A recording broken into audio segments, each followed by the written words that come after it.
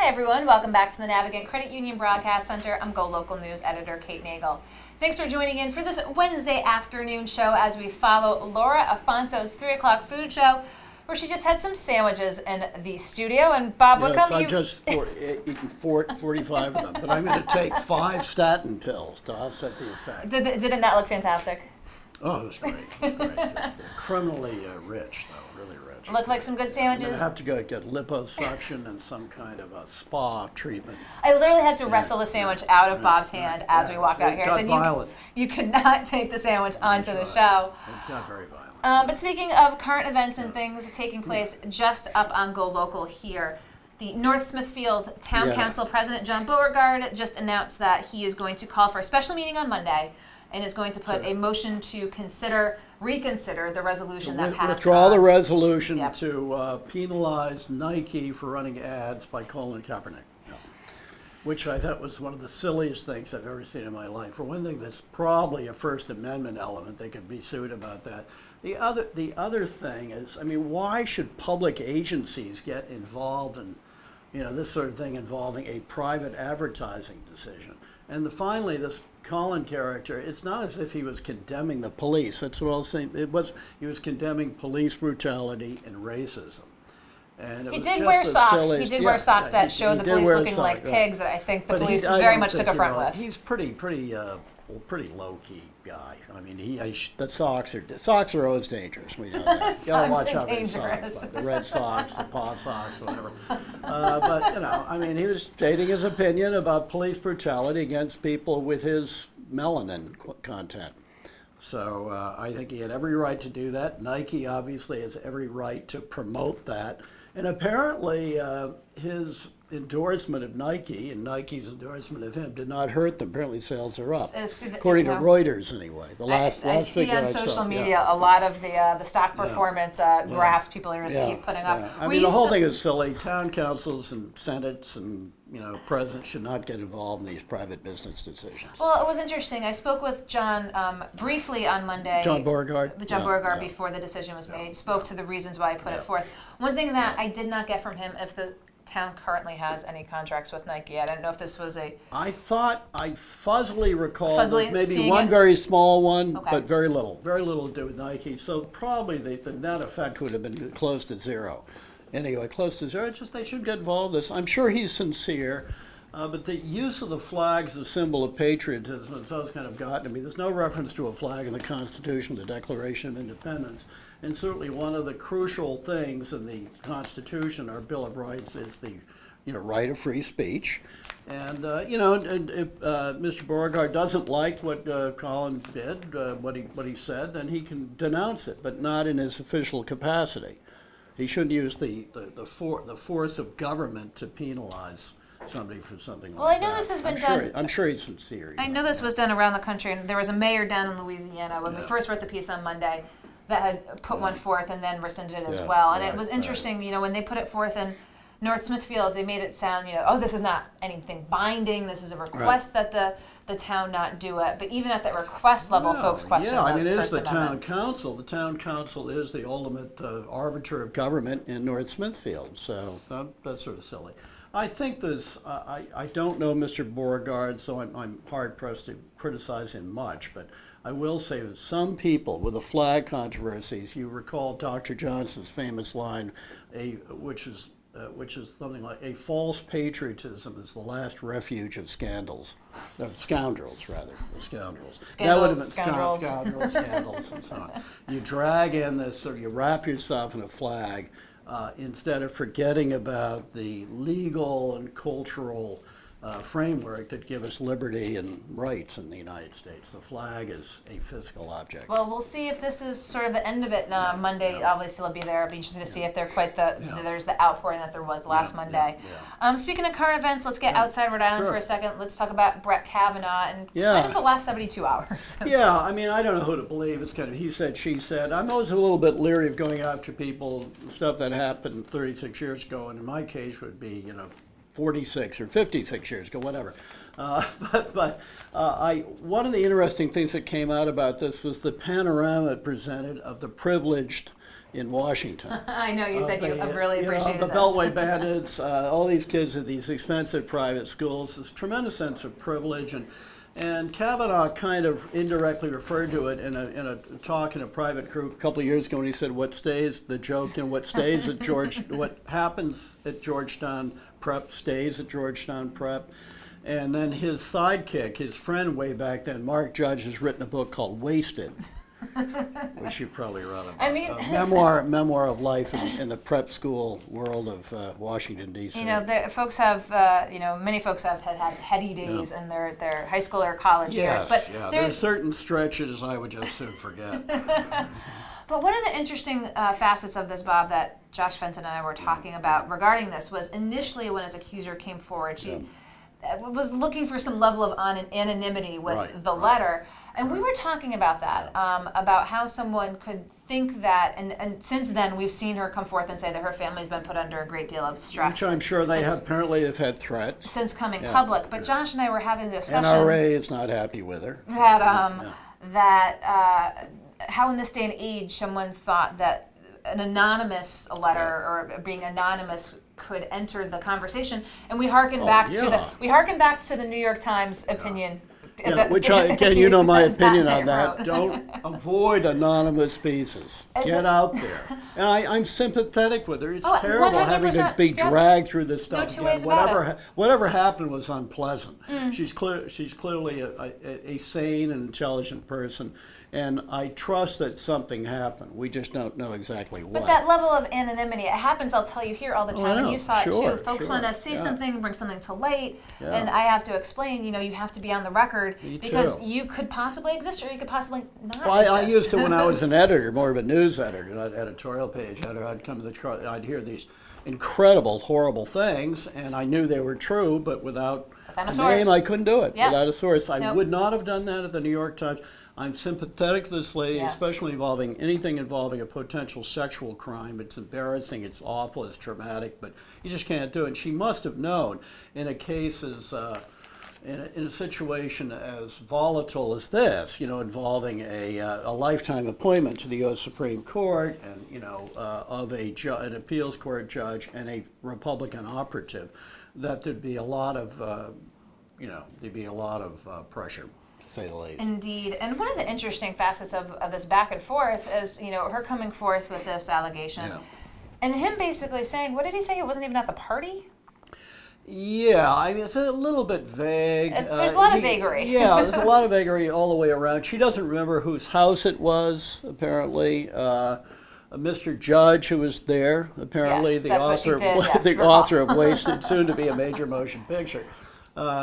Seemed kind of vague about it, so I don't know. Something happened. I mean, given her apparent intelligence and, so far as we know, stability, it's hard to believe that this story involving some young man would have been made out of whole cloth. But I'll tell you as well, one of the things we talked about before coming out here was the one small little story, and I don't know who broke it on the national level, about the fact that Brett Kavanaugh's mother, in her capacity as a judge, actually ruled to foreclose. Foreclosure, and there are a number of mysteries there. On the accuser's family. Because the accuser appeared to be a rich kid. She was going to Holton Arms, which is sort of a very fancy, exclusive girls' school. I think it still is in Washington. But apparently something happened financially, and the Judge Kavanaugh's mother, ruled on a bankruptcy filing. So what's that all about? A little. I mean, I heard the reporting was that they were allowed to keep the house, but it's interesting how things end up going back. So you've got a cheat sheet to tell us what we're going to expect this weekend. Yeah, sure. Okay, what are we going to talk about here? They're kind of maybe wacky ideas. One of the ideas that I found looking around for stuff is a suggestion by Lev Kushner, sort of a sociologist, economist, about why cities should stop chasing big companies. Offering them the stars, the moon, and the sky to move there. What they should do is subsidize freelancers who are going to be the creators, allegedly, the creators of new companies, and the future producers, subsidize them instead of giving the money through tax breaks and stuff to the likes of Amazon. Subsidize them in health care, with health care, child care. So you're not a trickle down economic theorist. No, more trickle up. Trickle up economics. Rather than giving gigantic incentives to get these big name companies that may leave after a while. And I thought that's sort of an interesting idea. Whether it would work is another interesting issue. A couple of other things.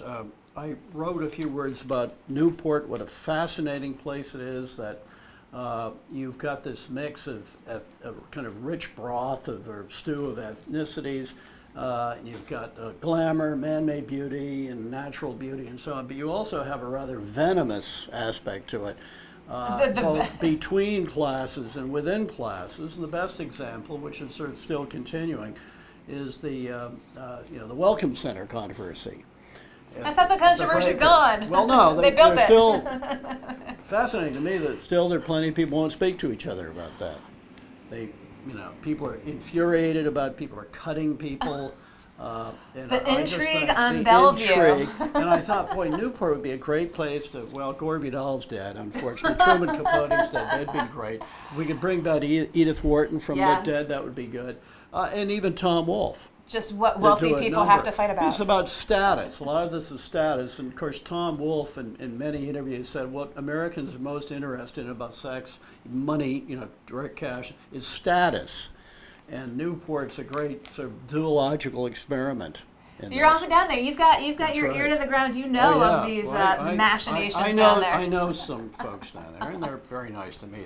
They're nicer to me than they are to each other. Often. I don't know why. It's not that they're afraid of me, unfortunately. I also talk about the gas explosions up in the north, the north of Boston, and I think it's an example of obviously decayed infrastructure. Some of these pipes were corroded. They're also putting far too much pressure, gas pressure, in these things, and who was monitoring that? But it's also a reminder, as if we knew that gas is an explosive stuff, and it's dangerous, and that wouldn't it be great if in the fullness of time, with improved battery capacity, that we could just get our energy for heating, for lighting, for everything from from regional alternative energy like solar, wind, geothermal, and so on. It'd be so much better than getting all this dangerous stuff from Pennsylvania, which is a very dangerous state. You don't have a friend in Pennsylvania. You've got a fracking salesman. So I thought this great example of kind of decayed infrastructure. And now this is fascinating debate already going on. Are the ratepayers going to pay to clean up the damage, or are the shareholders going to pay for it? And it was fascinating in another way, in the way that Governor Charlie Baker immediately took control of it and gave control of the cleanup to Eversource. He took it away from Columbia Gas and gave it Eversource to supervise. I don't know if I've ever seen anything like that. Like a problem-solving career, to kind of coordinate. Said you messed up. Get out. And another thing, I guess you could say environmental thing. Down in the Hurricane Florence, again, we've had more cases of flooding exacerbated by too many parking lots, where the water flows right into the river and causes far worse flooding than you'd have if you had porous surfaces. As they are doing around here, the best example of how they're successfully, I think, addressing this stuff is in the point in Newport, where there's, like they're using like paving stones and sand, and so there's much less runoff. But this is the kind of problem we had here with the Patuxent River and the big floods a few years back. Yes. Where the parking lots and the Warwick Mall and various other places made everything worse. Well, what'll be interesting to see, as you know, I talked with the professor at UMass Dartmouth about this. Is the great guy, very impressive. Great conversation. Is the redevelopment, and the thing is, that's not as sexy as when you're watching, when the news industrial complex wants to focus on all the flooding. But the great photo ops, with I love was it CNN, the Weather Channel, the guy leaning against the wind, and there are a couple of people in the background just strolling along. The best was the videos making fun of that after the fact. I know. People throwing stuff. Yeah, people throwing stuff. I mean, of course, everybody loves hurricanes just because of the drama. So there is the drama, but then months after years later, you know, the country forgets about the New Orleans, the Texases, you know, what the redevelopment is, and you know, do they assuage the residents and say, come back, we'll rebuild, and do they do a better job the second time around? They just rebuild more. I think there's just so much money involved. And also, I think memories get shorter and shorter with the media. Everything rolls on. So, okay, Katrina was 2005. People forget about that. The financial crash was in 2008, 2009. So getting rid of regulations, which makes everything easier for companies for a while until it makes things worse. The lack of regulation. Same thing in environmental stuff. Short memories can make for big problems. Get rid of environmental rules, and it's certainly nice for certain kinds of companies, and everything goes along okay. Their profits are higher, and then some disaster. You know, a pig poop dam falls apart or something like that, or you have more and more people dying from air pollution. I mean, you know, it's the old Robert Frost line. Before you take down a fence, find out why it was put up in the first place. And on that note, I always love to end on a good Whitcomb quote. Of course, read him on Sundays on GoLocal, and of course, catch him on live when he's in studio. Thank you so much for coming. Okay, we'll let you go. And we're going to be right back here in the Navigant Credit Union Broadcast Center with the state's Chief Marketing Officer. Dangerous.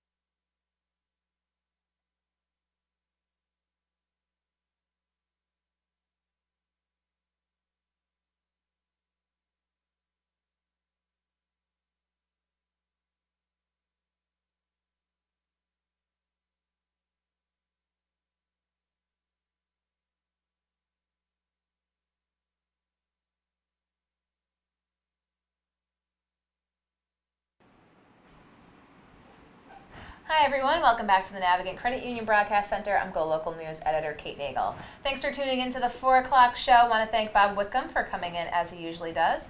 And Laura Salamano, Chief Marketing Officer with Rhode Island Commerce Corporation. Thank you for joining us. Okay, thanks for having me. Appreciate you coming back in to give us an update with the fun-sized ad campaign and the new ads that are running that out-of-staters and folks around might be catching an eye on. These include the Jack-o'-lantern Spectacular, Waterfire, the Breakers, and Springhouse. So talk with us about, you know, sitting around that table, coming up with the concept and saying, let's focus on these.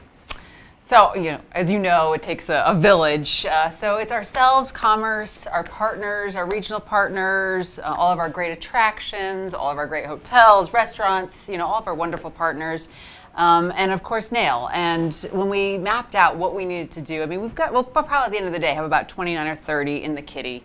And we mapped out the regions and what we wanted to highlight and what we thought made Rhode Island, Rhode Island. And these are some of the things that we think make Rhode Island, Rhode Island. And I love these. I love every video more than the next. And of course, the Jack-o'-lantern Spectacular, obviously in season and in the loop for folks in the sort of either general vicinity or even further out. I mean, it really is a spectacular. Oh, it's spectacular. And not to change the subject, but I had to take 3 of these up to the Big E. You know, we're at the Eastern States Expo up in Massachusetts, 17 days, 1.4 million consumers go through our building, the Rhode Island building, and we brought 3 beautiful pumpkins up there. Fantastic. And they're amazing. When you see it up close and personal, you are think these people are so talented that make these. So if anyone, I don't know who hasn't seen the Jack-o'-lantern Spectacular, beautiful carvings. So what were the carvings in these? So these were Superman and Harry Potter, and again, they're enormous, and they're just so detailed. And you know, when you go to that Spectacular, there's thousands. They're just so beautiful, and really, it is a huge draw for us, and people that see it think, I've never seen anything like this, so we're really lucky to have it. And to have it, you know, up at the Big E, and people coming over and be like, hey, what's that? Where is it? Oh, Providence? Oh, yeah, that's close. Let's go. Exactly. So that was really the approach with the Fun Size campaign, and some of the research that we've talked about that you've been doing the research and in the field on, is who's traveling, who you're trying to appeal to, and it was the younger audience and the shorter trips, so those experiential trips. That's right. And what we found was that we had you know, folks in their 50s come. We had these people in our grip, and we just didn't have a lot of millennials that were traveling. We're seeing that dynamic change. We're seeing the millennials come, and again, we don't want to alienate anybody, and you'll see that even in our videos. You know, it showcases a whole bunch of people, different age ranges, different cultures. And we really want to attract everybody, but the 7-second, you know, that's what millennials and that's what these platforms like. Just not to say the attention span, but what you've got to get, and you've got to grab them in that time and say, this is why you want to come here. It's a fun experience. It's a great experience. And Waterfire, of course. Waterfire, you know, and again, I had friends up from Jersey, and they experienced it with me, and they said, and they're, you know, 20 minutes from New York, and they said, there is nothing like this. This is really incredible. It is just beautiful. Again, we're so lucky in Providence to have something so amazing. Now, it's funny with Waterfire because a lot of locals go, a lot of folks come from around. It's not like there's a turnstile where you're asking them, excuse me, where are you from? But they do know, Waterfire they see people from California, they see people internationally, so they can really track who is coming. So you got a good pulse on it. Yeah, and you know, the hotels are sold out during those weekends, so you know it's a huge draw for tourists. So let's talk a little bit of numbers. Since the launch of the Fun Size campaign, 8,847 hotel bookings. Now, when you, again, do these deliverables, are you finding out from folks, is it directly correlated to these Fun Size ads? It is, and I do want to caveat, these are our digital ads. So we're also running television, we're doing this in social, we have print, so this is just a portion of the digital footprint. Exactly. And so someone will click on our Fun Size ad, you know, you'll be on Orbitz, and they'll click on that ad, and then we'll pixel that ad, and we'll track them to see where they go, and we'll see that they booked at the Marriott, and that they took a flight here. So we can track flights and hotel booking. And then you put a little virtual chip in their hand, and you know exactly where they are. That's next, Kate. Just kidding. So 8,800 hotel rooms just from digital alone, correlating into over $3 million in hotel revenue, and approximately over 5,800 flights. That's right. That's right. So people, again, when we talk about kind of the fun stuff that people might be in driving distance for, they're coming in from further away. They are. We're seeing a lot of folks coming from DC. We see, and we're targeting this, obviously. We're seeing a lot of folks come from DC and from Philly. And the thing is, with flights, people can't cancel. So you have a weekend with, you know, mezzo weather, people are still going to come. So that is the beauty of, you know, flights. Exactly. As opposed to leaving the car in the garage. That's right. And saying, I'm going to cancel 48 hours in advance. Right. So you talked about having the potential for, what, close to 30 of these in the hopper? Yeah. So we have about 22 on our site now. We obviously did some over the summer that we're not going to release until spring. And, you know, we're trying to make them seasonal. And again, this is a beauty of digital. You can really update. You can really tailor to your audience. So we'll have a few more coming out. You know, we'll probably swap out the buy a bit in, you know, late October. So maybe we'll be back with some new ones. And then this spring we'll have a new buy with a whole bunch of great summery ones. We went to Water Whiz, we went to Scarborough, so really beachy, fun ones. So what are we going to be featuring for the winter months? What's to offer here in Rhode Island? So we have Yagoo. So we have these on our site now, so you can check them out. But we do have an amazing one that we shot at up in Blackstone Valley around the Polar Express. So that one no one has seen. So we'll do a release here, Kate. You heard it here. That's right. Express. So many great seasonal things happening. So many great seasonal things. And again, just the accessibility. I learned how to ski at Yagoo. Right. It is. So accessible. There's also, the sled park, which is awesome. The tubing park is amazing, and it's cheap. It's like $13 a head, and it's great fun for a family. Everyone can do it. If you've got young kids, might not want to hop on a ski, might want to make that sort of investment. Again, very, very reasonable. That's right. What else can we be expecting from you and the tourism side of things in the coming weeks and months? Well, we're keeping our pedal on the metal with with this campaign. We're doing a ton of PR, so I think folks don't always get to see it, but we were in print in the Wall Street Journal in June around with Newport, and we're going to keep doing that. We're doing a lot in social, and we'll keep rolling these out. Well, we're going to have a link if you're going to check back in with us later on to see about some of these new fun size ads. When did the campaign officially launch? Late December last year. Late December. And again, we'll put those numbers up for deliverables. And as Lara said, just the digital side that you can track those folks. Well, I certainly appreciate your coming in, because folks are always curious as to see how we are promoting our gorgeous state here to out-of-staters, and they're coming in. They sure are. So we appreciate Lara Salamano, Chief Marketing Officer with the state. Thank you so much. Thanks, Kate. Don't go anywhere. We're going to finish up here in the Navigant Credit Union Broadcast Center.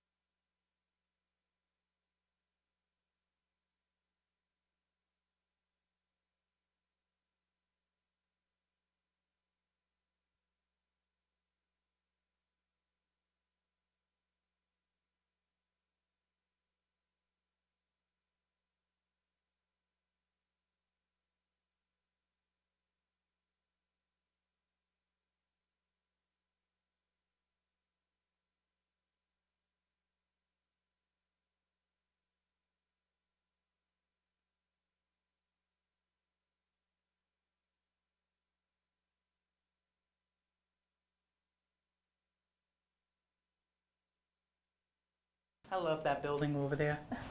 That one. Right in the corner there. Yeah. It's pretty. What's in there? Hi, everyone. Welcome back to the Navigant Credit Union Broadcast Center. I'm GoLocal News Editor Kate Nagel. Thanks for joining us for the 4 o'clock hour here as we bring politics and news right into the studio. And as Representative Bobby Nardolillo, thank you for coming in, was saying we're always seeing what's going on in the streets around us. And you've got your finger on what's going on around the state. Really want to talk with you about, now that the dust has settled after the primaries, especially on the Republican side of things, looking towards the general election for the governor's race. Sure, we can say that the dust is settled, but we're looking for something more. We're looking for a unified party. As you could see, that Matt Brown brutalized the governor during the campaign trail, but yet he is going to stand alongside of her and work as a party to campaign with her. And there's a high expectation that we would receive the same from Patricia Morgan, and we're waiting, and when you're campaigning, and I campaigned for over a year, you are emotionally attached to running, and it is heartbreaking if you don't win, or you decide that you might have to step aside because of momentum. But this is something you've already made that decision in preparation coming to that time frame. So I would have expected something a lot sooner, because between the primary and the general election, as you know, is a very, very short time frame. It is the shortest in the country, as we are among that. Well, not New York takes the cake on that. But my question to you when you're in here and you're talking about the need for the unified front on the Republican Party, let's talk about another former Republican, Joe Trillo's role in all of this. When he announced he was going to be running as an independent, there was a lot of backlash amongst folks within the Republican Party concerned about his ability to split the vote. It's terribly concerning because we see Joe as someone who has been with the Republican Party for a very, very long time, fighting for that platform and that label that he had for so long. And he saw more of an opportunity rather than going through the process. And the process is in consideration of a primary. Gio did it, Alan did it, and Patricia did it. So going through the primary is something that you allow the Republican voters to make the decision on who they want to represent the party. Joe came out and he decided, now this was a big Trump guy. He was the Trump guy, and he was the big Republican that was out there. And then one morning he woke up and decided that after seeing some support polling percentages that he really wasn't well liked. And now we see him more as of an opportunist rather than someone who really wants the best interest of moving our state forward and unseating a very, very terrible governor. I mean, that's the only way we can look at this. We have to look at past track record. We know what we've received from the past term from our governor. It's tremendously disappointing, so we have to do everything in our effort as a state and as a unit of folks that want better for Rhode Island to unseat her. And I just hope for unity. I really do. I try not to speak ill. I try to be very specific, but you know, sometimes my tongue is a bit razored, and you know, that's the only way to get it out there, unfortunately, is to be very specific. And you know, that's kind of where we are now, and November is creeping fast. It really, really is. It's creeping fast, and we saw that the governor's numbers in the primary, I thought Matt Brown was going to be a lot closer than he was. I mean, he was out there and he was telling the truth. He was literally telling the truth, and it's scary to think of her in there for another term. So I'm going to work very, very hard to make sure that the specifics are out there and folks know. You know, getting out the vote is second to fundraising. Unfortunately, fundraising is one of the most important things because you have to get your message out to the state. The governor has done that. She's gotten out a message. We find it to be untruthful, and we have to compete with that with a smaller amount of money, but definitely more energy. And some of the ads that she's run recently, you know, focusing squarely on Cranston and Mayor Fung's record there. One says Cranston is in distress. Now, on the flip side, I often see rankings of cities and towns, not just Rhode Island, across the country, and Cranston's often ranked as a best place to live. You know, strictly from the financial standpoint, you know, do you think that's an accurate depiction of the city of Cranston? Well, my business is in Cranston and has been for many years. So being I don't want to say business owner, but my family being, Cranston is very well run. Folks love living there. I don't see that that's inaccurate. The governor, when she's putting out these hit pieces, it's almost like she doesn't live here.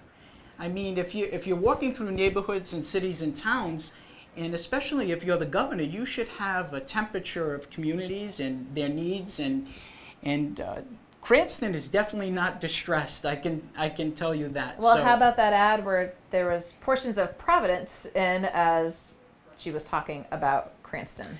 So folks who are doing these ads probably should be from Rhode Island because they could specifically identify communities.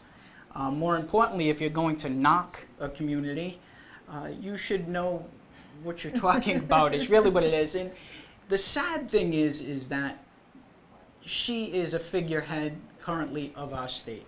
So you would expect more from this person. Even if you're not in agreement with policy, it's not really even about the particulars anymore. It's a numbers game with her. And I think that's sad because when you really run for public office, it's supposed to be about service. It's not supposed to be about where can I obtain the amount of votes and individuals to come out for me to support me for re-election. And I've always felt this way about her, is that Rhode Island is being treated as a political stepping stone for her. And it's hurtful, and many people throughout the state are hurt by that feeling of not being cared for by your figurehead. So, speaking of Republicans, we just had Michael Riley in yesterday talking about his look at General Treasurer, and he said that if he were elected, now he's got a background obviously in the market, that he would take the number of money managers from 155 down to 5. Now I asked him about, is this not the Wall Street industrial complex of, we write about it all the time, the number of Wall Street donations to campaigns here in the state, and for what purpose? Do you think that message has the potential to resonate with voters from Michael Riley? So Mike Riley is tremendously qualified. He has a wonderful personality. I've been in his company many of times, and my mind has been blown by his experience. We're looking at a general treasurer now that is still struggling to get his feet wet. The past treasurer, our current governor, put a hurting on several different individuals throughout the state by her investment decisions, left on Seth. And now, when you step back and you see Mike Riley stand there and say, this is my experience. I think he's I think he's overqualified. So I think for him to come in here and to be able to shake things up and get things on the path is something that's obtainable. I think that he would make a wonderful treasurer. So going back to the party unity talk that we've been discussing, GoLocal's been in the field with John Delavolpe up at Harvard before the primary, will likely be back in after. But some of the numbers that we had, let's say, putting Fung and Raimondo both around 40. When we had Trillo in, he came in at 16, and he actually, put the press release out. I think he thought that was probably higher than he had even anticipated earlier. There's a couple other candidates in the race, moderate and independent as well. But you talk about the party unity, you talk about the message that's out there, and Trillo having been a former Republican, is kind of the mantra of the Republican Party to voters is a vote for Trillo is a vote for Gina? I strongly feel that way. And, nationally we heard about the political swamp and draining the political swamp. And it's as a result of insiders and insider deals and insider relationships. And I feel that Joe is a political insider. He has the past track record of identifying as that. Now, he had put out a video that I found humorous. I think it was entitled "A Different Side" or "A Different View of Joe," and he's rolling around in the grass and playing the saxophone. But I'm about substance. While that was very humorous, Joe, very humorous. We need someone who has a proven track record, and we're looking at Cranston as a proven track record of trying to take that to all of the cities and towns. And we've seen it. It's happened. So let's ignite the fire and let's bring this to different communities because it works there. Now, it's nice to know that Joe has a different side. But the way we see it, and a good deal of Republicans, is we see two faces of Joe. So I'm not into entrusting my vote with someone who I can't trust. So in terms of unity, I think there's a lot of folks that found great humor in that video. It did bring more name recognition, which I do think he needs, because there's not a strong policy background there. He speaks of himself in several different CEO positions of owning businesses, and I think that's great.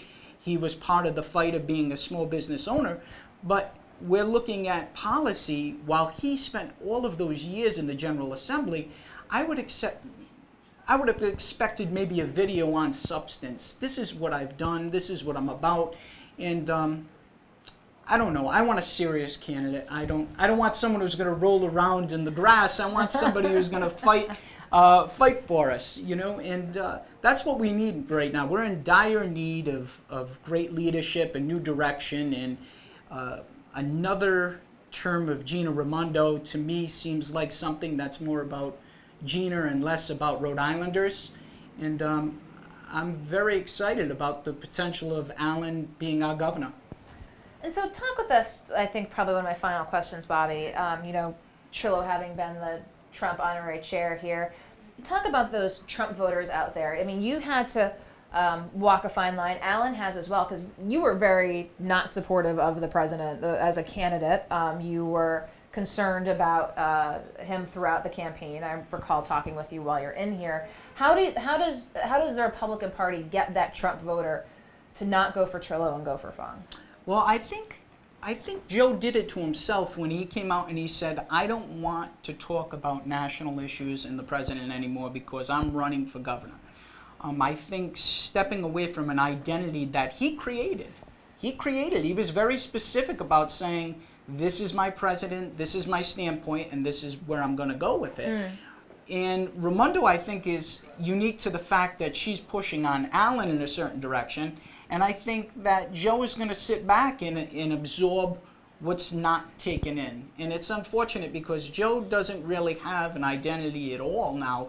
He has a very unique media aspect now of trying to show a softer side of Joe, where I think we need more of a hardcore candidate with concrete positions and issues, and is prepared to come out and fight. So when the Trump voter is going to look at Joe Trillo, we have to remember that Trump is a Republican, and Joe saw an opportunity to leave the Republican Party, which he fought for many years, and we don't know where Joe is and where Joe stands. We know where his boat is. We know where his campers are.